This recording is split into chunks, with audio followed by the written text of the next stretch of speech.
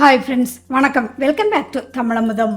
இன்னைக்கு நம்ம வீடியோவில் ஆன்மீக ரீதியாகவும் புராண சாஸ்திர ரீதியாகவும் ரொம்பவே முக்கியத்துவம் வாய்ந்த ஆனி மாத பௌர்ணமி கிரிவலம் எப்போ போகணும், அதோட அசாத்தியமான பலன்கள் என்னென்ன, சிறப்பு என்ன அப்படிங்கறத பத்தி ரொம்ப தெளிவா இன்னைக்கு பார்க்கலாங்க. நாளை பௌர்ணமி திதி தொடங்குற நேரமும் முடிகிற நேரமும் ரொம்பவே முக்கியம். இந்த மாசத்தோட பௌர்ணமி தொடக்கம் நாளை அதிகாலை 4:22 ஆரம்பமாகி 30ஆம் தேதி காலை 6:11 முடிவடையுதுங்க. 29ஆம் தேதி இரவு முழுவதும் பௌர்ணமி திதி முழுமையாக இருக்கு. அதனால 29ஆம் தேதி சாயங்காலம் பிரதோஷ வேலைக்கு பிறகு அல்லது இரவு கிரிவலம் செல்வதுதான் ரொம்ப ரொம்ப உத்தமங்க.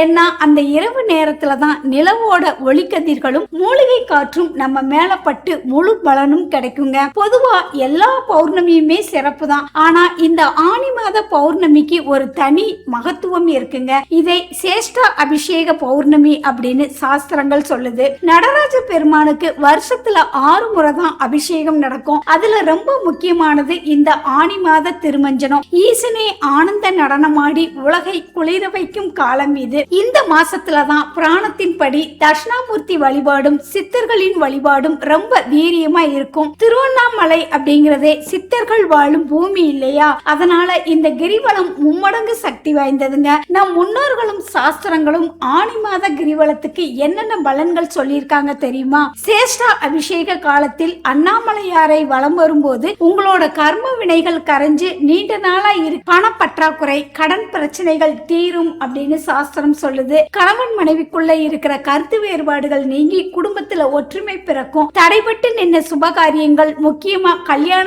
யோகம் கைகூடி வருங்க.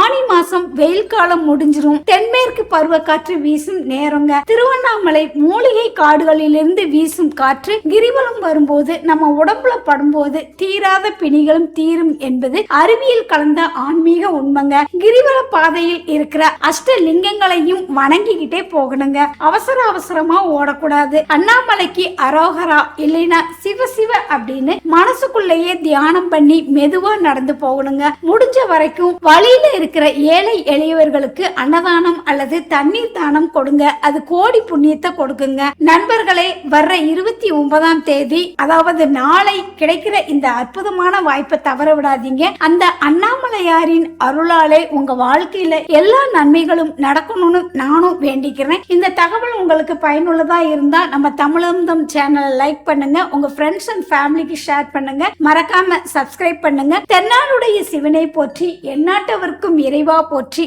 அண்ணாமலையாருக்கு அரோகரா. மறக்காம யாரெல்லாம் நாளைக்கு கிரிவலம் போறீங்க அப்படின்னு கமெண்ட் பாக்ஸ்ல கமெண்ட் பண்ணுங்க. நானும் நாளைக்கு கிரிவலம் போலான்னு இருக்கிறேன். மறக்காம கமெண்ட் பண்ணுங்க.